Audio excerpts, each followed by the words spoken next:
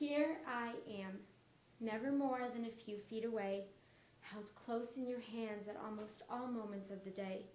When you wake in the morning, as you slowly stretch your stiff limbs and mumble Modéani, your attention immediately turns to me.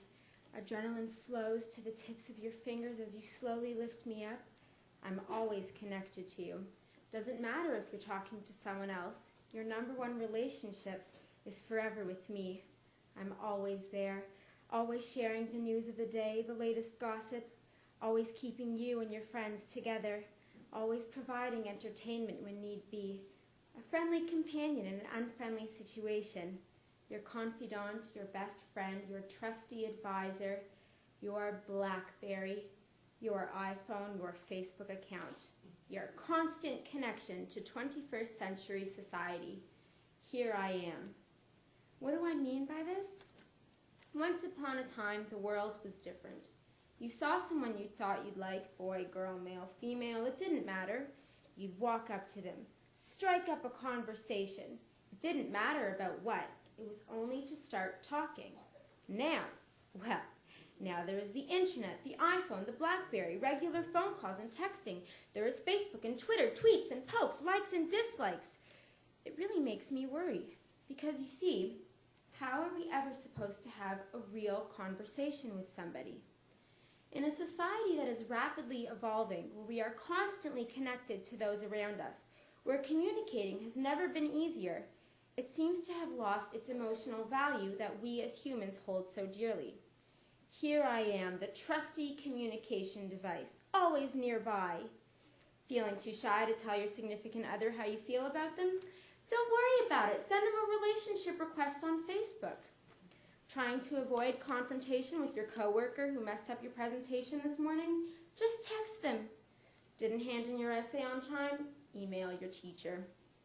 And we're continuously running in circles trying to connect in all these different ways. I can call a friend, she'll email me back.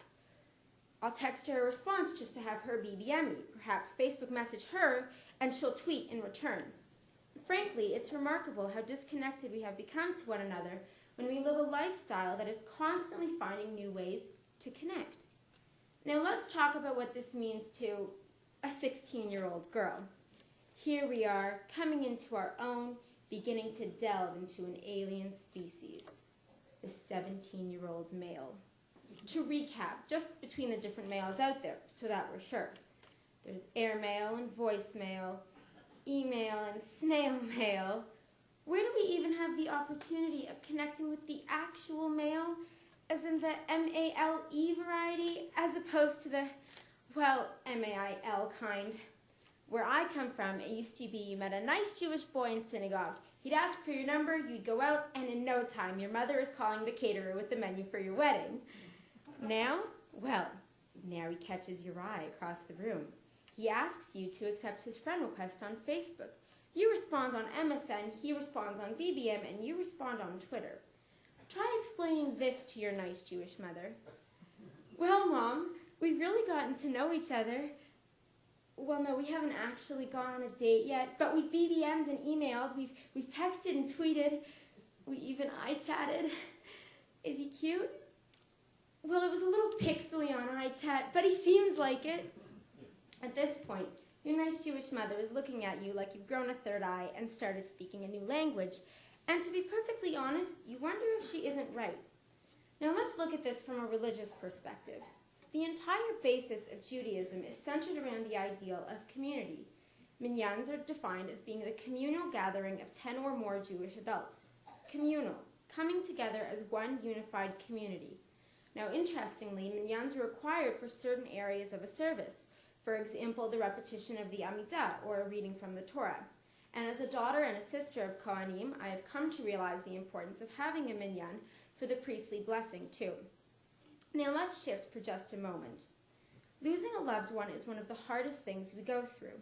And in Judaism, we come together as a community during this time. We spend the first week in Shiva, where it is the moral obligation and commitment for us as fellow Jews to help ease the pain and make a difficult time as easy as possible. Then for 11 months after, the mourners say Kaddish daily. This is another time when a minyan is required. I believe that from a cultural standpoint, we have this as a way to ensure that there is always a shoulder to lean on or a friend to talk to.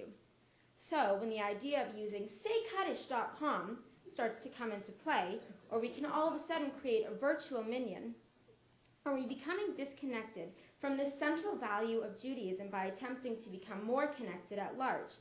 I'm not saying there's anything wrong with it. If I can have a virtual minion made up of people all over the world, why wouldn't I want a new Aussie best friend? But what I am saying is that the concept of Heneini, from a religious perspective, has begun shifting from a real community into a virtual one. On a larger scale, societies have always been formed around the notion of religion, primarily Abrahamic religions. We rely on religion as a way to explain why things are what they are. We maintain a religious belief because we need to have faith in something. Religion has always been central to the way we live. It teaches us to have a moral compass, it encourages friendships, but most importantly, it provides a community. So when the central ideals of religion start to change, can this cause the basis of society to change too?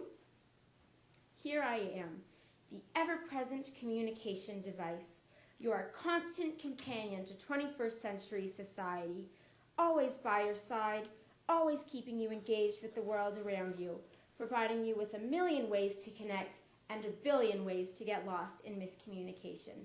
Thank you.